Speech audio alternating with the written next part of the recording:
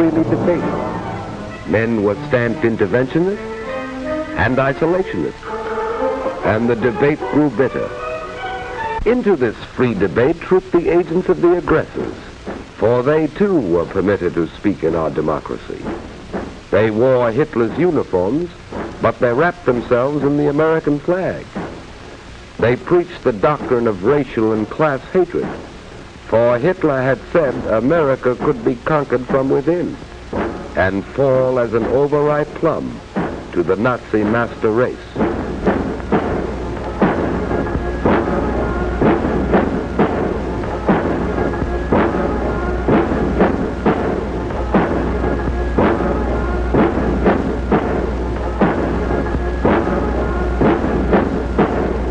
Jewish Moscow directed domination. We let them speak.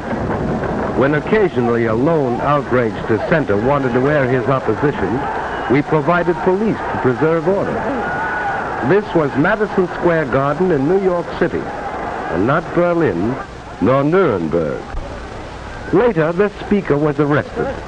It was because he had filched money from his deluded followers, and he was sent to Sing Sing to brood upon the strange ways of democracy. On March 13, 1938, Hitler marched into Austria.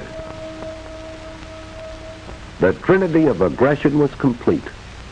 4 years Hitler had planned and plotted. So Hitler marched into Austria. His conquest was bloodless. It was not entirely bloodless. German and Italian forces had been fighting in Spain. General Franco had revolted against the Republican government. He invited and received German and Italian aid. The duly elected government received some Russian aid. The democracies evolved a formula of non-intervention. The dictators brushed this aside. Here was opportunity for a dress rehearsal for full-scale war, an excellent chance to test new weapons and tactics.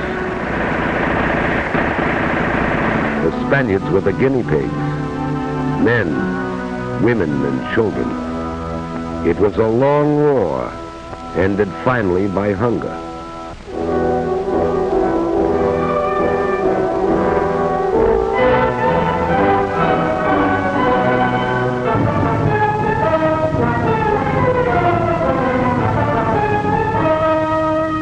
Hitler was not content with Austria. At Munich, he had said his theory of race and blood demanded the incorporation of all German-speaking peoples into the Reich.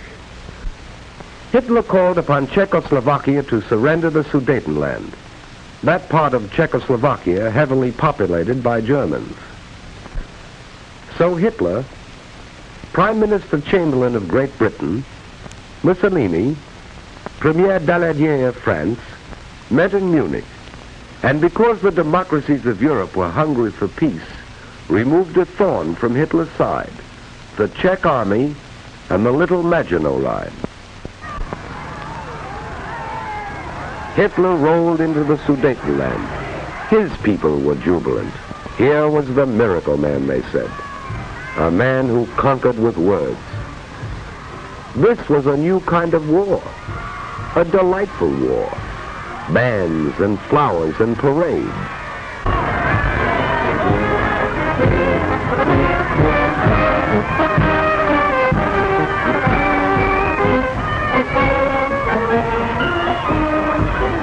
Hitler told his people he was content. He wanted no more territory. He guaranteed the integrity of the mutilated Czechoslovak Republic. Thereupon he paused to rest, and then marched into Prague. The Republic was destroyed. The democracies had lost a valuable ally. On April 14, 1939, President Roosevelt appealed to Hitler and Mussolini for a 10-year guarantee of peace, and Hitler mocked as he called the roll of his future victims. Litauen, Estland, Norwegen, Schweden, Dänemark, Niederlande, Belgien, Großbritannien, Irland, Frankreich, Portugal, Spanien, die Schweiz, Liechtenstein, Luxemburg, Polen, Ungarn, Rumänien, Rumänien, Jugoslawien.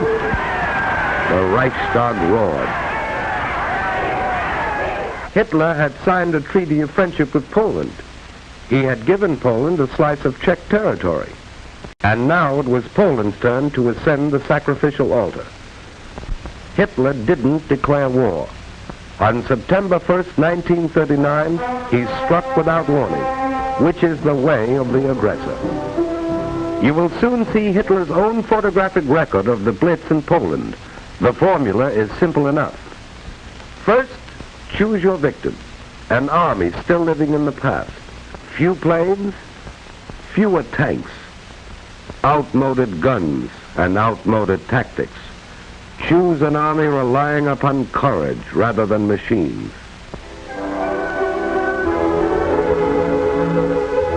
Then, mass your bombers. Load with your biggest bombs.